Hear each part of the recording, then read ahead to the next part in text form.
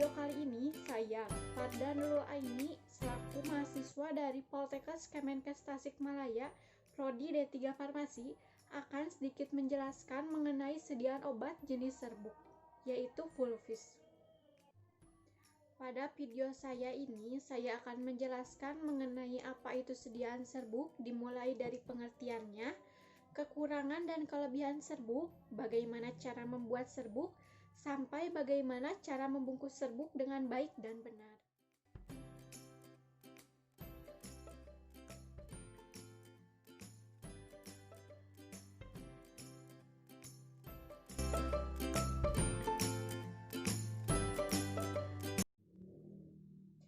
Untuk yang pertama, kita harus mempelajari dulu pengertian serbuk. Serbuk merupakan campuran obat zat kimia yang dihaluskan, ditujukan untuk pemakaian oral ataupun pemakaian luar. Luas permukaan pada serbuk ini mempunyai luas permukaan yang cukup besar dibanding dengan sediaan pil, kapsul, ataupun tablet. Setelah kita mempelajari tentang pengertian serbuk, maka kita harus mengetahui apa itu kelebihan dan kekurangan sediaan obat jenis serbuk. Di sini saya akan menjelaskan kelebihannya terlebih dahulu. Kelebihan sediaan obat jenis serbuk yang pertama yaitu obat lebih mudah terdispersi dan lebih cepat larut dibandingkan dengan sediaan obat yang dipadatkan. Yang kedua, anak-anak ataupun orang tua yang sukar menelan obat menggunakan sediaan yang dipadatkan seperti pil, kapsul, tablet, ataupun yang lainnya disarankan untuk menggunakan sediaan obat jenis serbuk. Yang ketiga, dokter akan lebih leluasa memberikan dosis sesuai dengan keadaan penderita. Dan yang keempat, serbuk dapat memberikan rasa sensasi segar ataupun dingin. Setelah kita mempelajari kelebihan serbuk, maka sekarang saya akan menjelaskan sedikit mengenai kekurangan serbuk. Kekurangan serbuk yang pertama yaitu tidak tertutupnya rasa dan bau yang tidak sedap seperti rasa amis, pahit, sepet, ataupun lengket di lidah. Yang kedua yaitu dapat menyebabkan iritasi karena menyumbat pori-pori. Yang ketiga yaitu kemungkinan terkontaminasinya cukup tinggi dibandingkan dengan sediaan obat yang dipadatkan. Yang keempat yaitu serbuk dapat terhirup sehingga dapat menyebabkan gangguan pernapasan.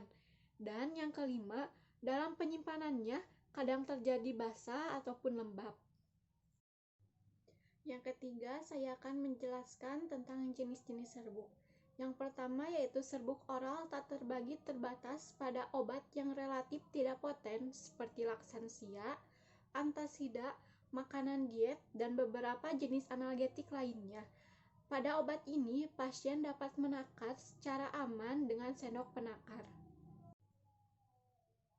Yang kedua yaitu serbuk tak terbagi untuk pemakaian luar. Pada serbuk ini memiliki beberapa macam. Yang pertama yaitu Vulvis adversorius.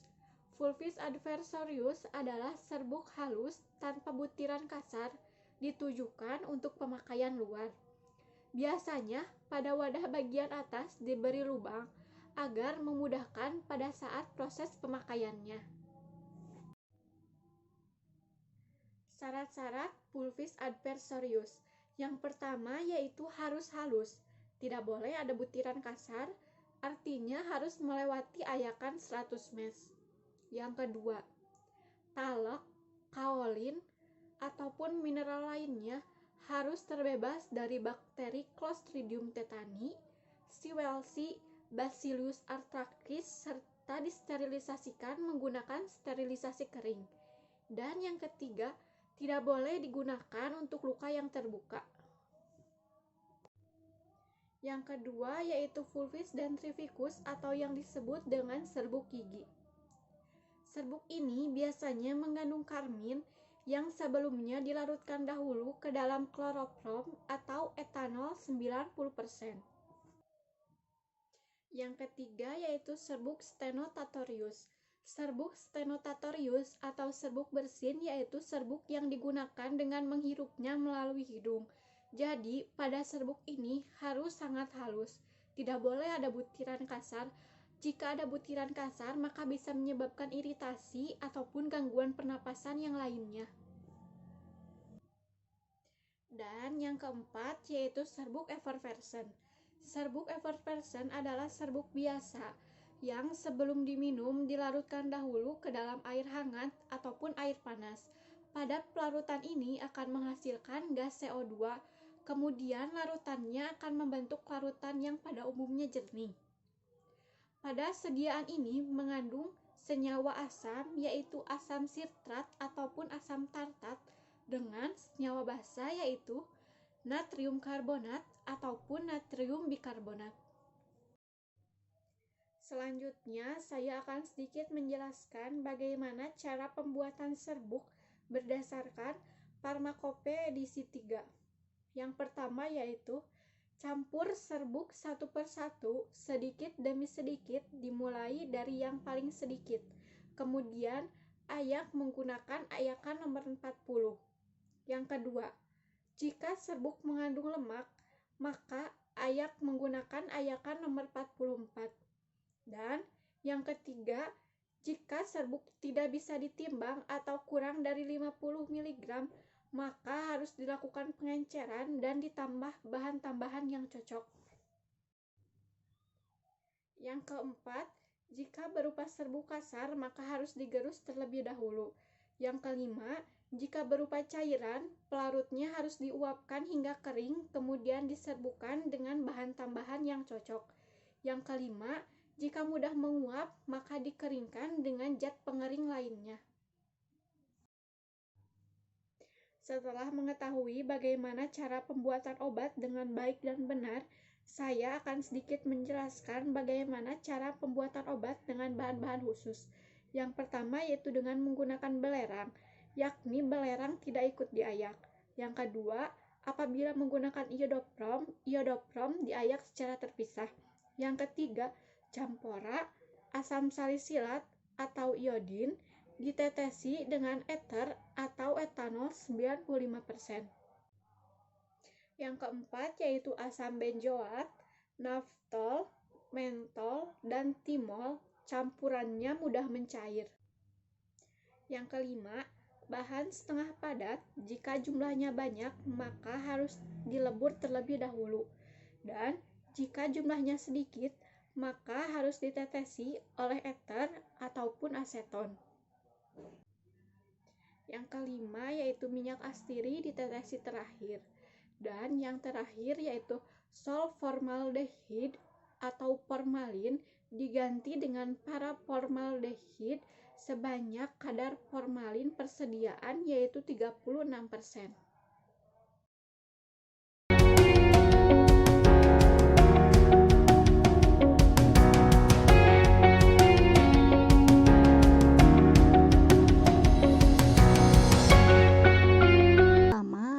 Siapkan serbuk sesuai dengan kebutuhannya. Lalu, lipat sedikit kertas perkamen sesuai pada gambar.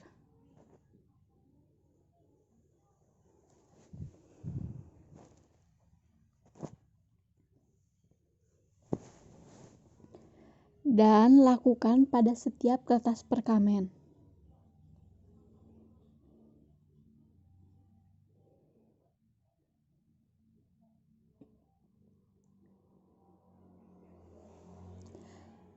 Setelah itu, susun kertas perkamen agar memudahkan kita pada saat proses pembagian serbuk.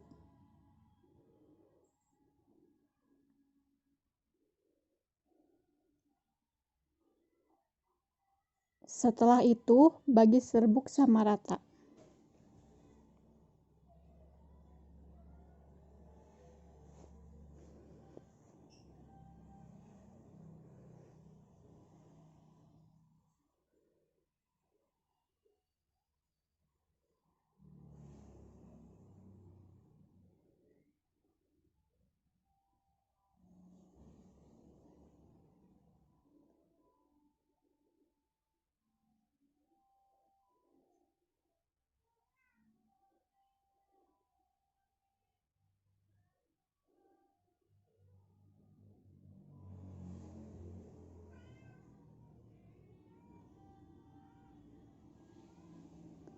Setelah serbuk terbagi rata, pastikan serbuk berada pada tengah-tengah kertas perkamen.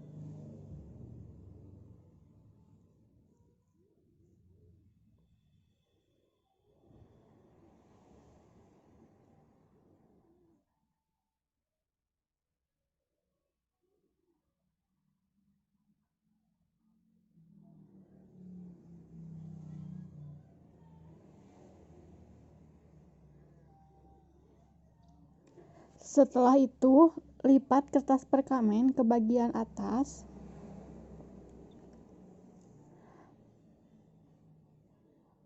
lalu lipat kembali ke bagian bawahnya. Setelah itu, lipat salah satu sisi kertas perkamen dan lipat satu lagi sambil memasukkannya ke lipatan sebelumnya.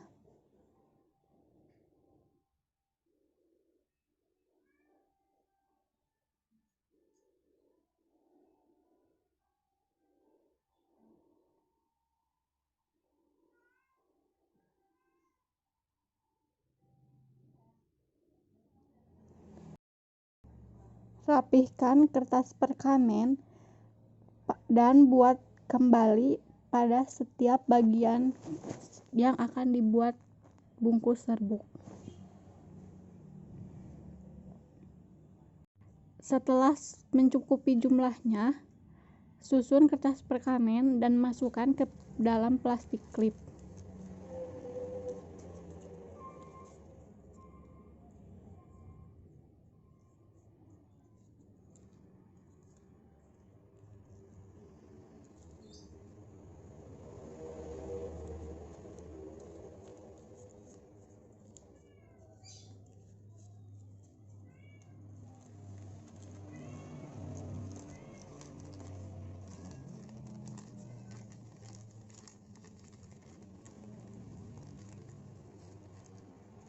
Masukkan obat ke dalam plastik klip dan jangan lupa untuk memberikan etiketnya. Mungkin hanya itu yang bisa saya sampaikan. Kurang lebihnya mohon maaf, and see you on the next tugas.